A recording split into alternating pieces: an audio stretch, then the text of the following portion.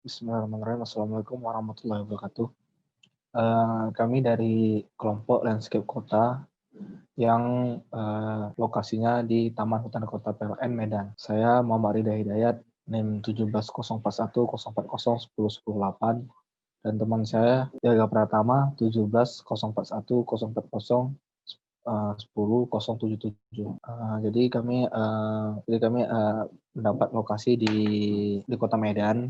Ini denah RT RW-nya yang berada yang setnya tuh yang di kotak kuning, yang berada di yang berada di titik tengah-tengah kota. Nah, ini untuk peta pola ruang yang kami ambil, yang posisi set ini berada di posisi perdagangan dan jasa, yang dimana posisi pola ruang perdagangan jasa terdapat banyak outlet makanan dan tempat pusatnya keramaian di peta pola ruang Kota Medan.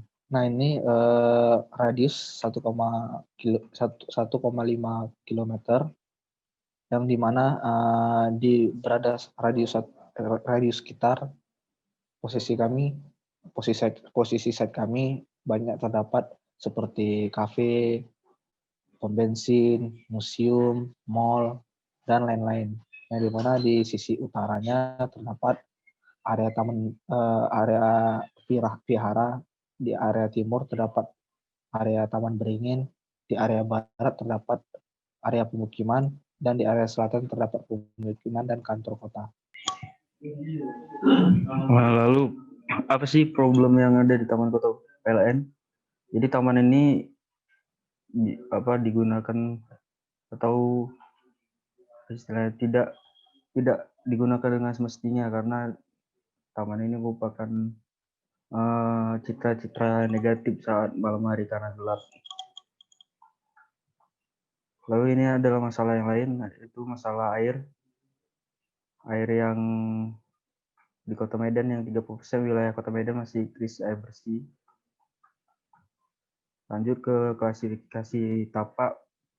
Ini hanya menegaskan bahwa Taman Hutan Kota PT PLN ini bukan dari bangunan atau area cagar budaya di Kota Medan itu sendiri. Nah, ini luasan site.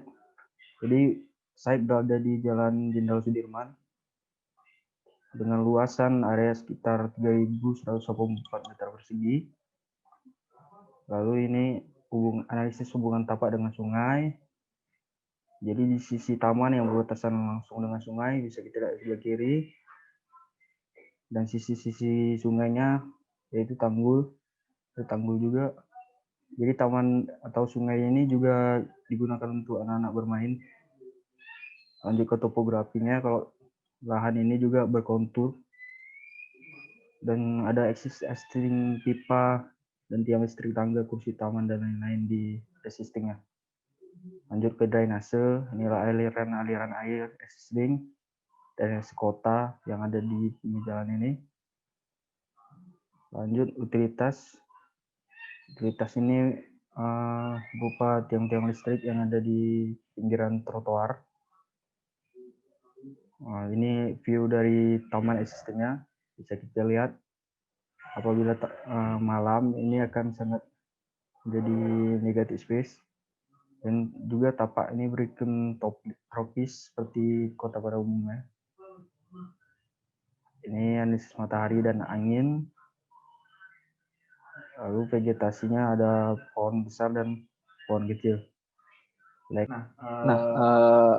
Untuk analisis matahari dan angin, yang dimana nanti kondisi ini mempengaruhi set kami, yang dimana banyak hutan-hutan rindang yang mempengaruhi set kami seperti matahari dan jalur angin. Nah, ini vegetasinya, yang dimana di posisi set kami itu ada pohon besar dan pohon kecil. Nah, ini yang kami bilang tadi, yang dimana berada di posisi set tersebut, cahaya matahari mempengaruhi set kami. Nah, yang dimana daerah-daerah kuning itu shading dari sinar matahari, yang hijau-hijau itu dari pohon-pohonnya, pohon besar maupun pohon kecil. Nah, ini linkage dan problem juga, yang dimana keterkaitan set kami, karena site ini terletak di jalur cepat dan di mana air sungai sangat keruh dan tidak bagus sehingga ketika air hujan lebat terjadinya luapan sungai sehingga menyebabkan banjir. Nah, jadi tema yang kami angkat itu adalah urban conservation, di mana konservasi adalah pemakaian dan pelindungan sumber daya alam secara berlanjut, meliputi tanaman, hutan, binatang, dan lain-lain. Nah, konsep yang kami kembangkan itu di mana kami mengangkat permasalahan-permasalahan mengingat batasan dan cukupan konservasi paling tidak terdapat 4 nilai yang terkandung dalam konsep konservasi, yaitu menanam, memanfaatkan, melestarikan, dan mempelajari. Nah, yang dimana kami permasalahan itu adalah seperti pencemaran sungai, PDAM sering bermasalah, penggunaan air sungai keruh, habitat para satwa di perkotaan, yang dimana nanti di-outputkan menjadi konservasi. Yang kami angkat di sini konservasinya terbagi dua, yaitu air dan satwa. Ini untuk section existing site kami. Ini untuk potongan perspektif dari existing site-nya. Ini untuk potongan memanjangnya, bisa dilihat. Nah, jadi kami sedikit awal mulanya coret-coret dari handphone, yang dimana menentukan di mana kami berdiskusi untuk menentukan zona dan sirkulasi, yang dimana nanti posisi masuk, dan skywalk, pedestrian, dan panel-panel gunung tersebut, dan hubungan antara vihara dan taman beringin. Nah, ini untuk referensi bench yang kami ambil, itu coretan-coretan kami di posisi site existing-nya. Lanjut. Nah, ini untuk panel burungnya, untuk referensi kami. Lanjut. Ini untuk skywalk yang dimana nanti menghubungkan ketiga potensi site yang berada di site kami. Nah, ini setelah berembuk, dapatlah kami posisi layout. Layout ini terdapat seperti entrance, food court, bench, dermaga, galeri atau tempat informasi, dan skywalk, dan taman. Nah, ini block plan-nya sama di mana terdapat 2 entrance dari kiri dan kanan. Dan yang posisi di tengah itu terdapat bench, tempat duduk, dan ada food court, ada taman, dan paling ujung ada pusat informasi dan dermaga untuk dapat melihat view sekelilingnya dari posisi site tersebut. Nah, jadi kami membagi zonasi yang dimana saya dapat zoning di area bawah dan teman saya zoning di area atas. Oke, lanjut ke saya zoning area bawah di mana terdapat entrance area, public area, dan green area. Nah, ini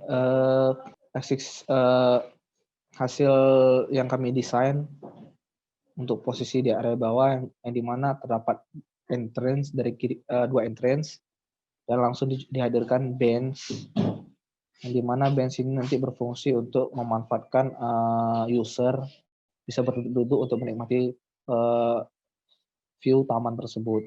Dan ada water tower yang dimana nanti water tower akan dijelaskan teman saya. Nah, ini bench tersebut ini untuk segmen yang saya ambil, dan segmen entrance yang dimana posisi entrance kami memakai ramp yang dimana nanti ramp tersebut bisa digunakan untuk kaum disabilitas dan ada zona parkirnya. Dan nah ini dan untuk bench kami memanfaatkan posisi pohon existing yang dimana kami memanfaatkan sebagai tempat duduk untuk berteduh. Nah, ini nanti posisi benchnya bisa untuk orang tua yang mungkin orang tuanya untuk menjaga anak-anaknya, mereka bisa duduk di sini sambil makan dan lain-lain. Nah, ini untuk segmen kedua, ketiga, dan keempat, yang dimana itu segmen food court dan segmen galeri, di mana galeri nanti pusat informasi mengenai informasi-informasi burung dan konsep biologikal terhadap site tersebut.